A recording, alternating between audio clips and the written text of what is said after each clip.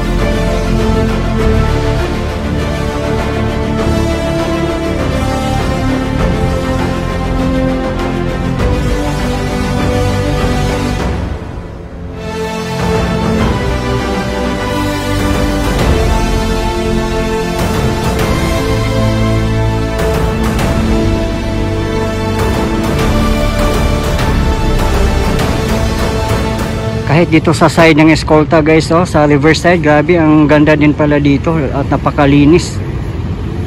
First time ko rin pumunta dito guys.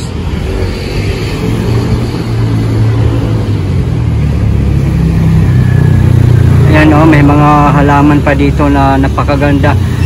Napaka well maintained talaga pala dito.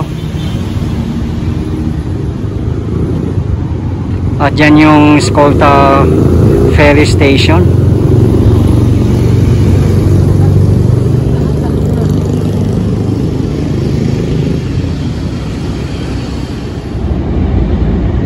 Yan guys, LRT1, the nearest station is Calledo Station guys. Galing yan ng Baclaran or South area. Yan. Ayan guys, oh, napakalinis ang Pasig River as you can see. At yan naman ang post office building.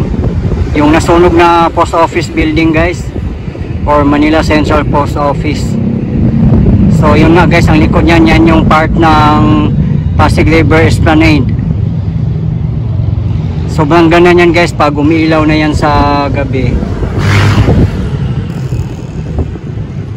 So nandito tayo mismo sa Escolta, tapat lang ng post office building. Yan naman guys ang Jones Bridge. At sa kabilang side yan guys, yan yung Pasig River Esplanade Phase 1C. Andito tayo guys sa tapat mismo ng Pasig River Esplanade Phase 1C. Ayan guys. At mainit pa nga ngayon guys, kaya wala pang mga taong ganong namamasyal doon. Pupuntahan natin yan mamaya guys pag wala ng init. Ayan na yung the famous Binondo Intramuros Bridge. Dito tayo guys sa side ng Escolta.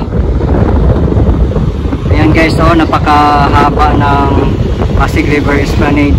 Phase 1C pa lang yan guys ha. At yan naman sa other side ang Jones Bridge. Yan guys, open for public na nga siya guys, oh. At marami na rin namamasyal kahit mainit pa. Time check guys is 5:15 PM local time. At marami ding mga bikers, oh. May ano din kasi dito guys, may bike lane. Yan yung mga nagbabike, yan yung upper deck. Ang sa ground floor po niyan guys ay yan yung mga commercial space na ginagawa pa lang.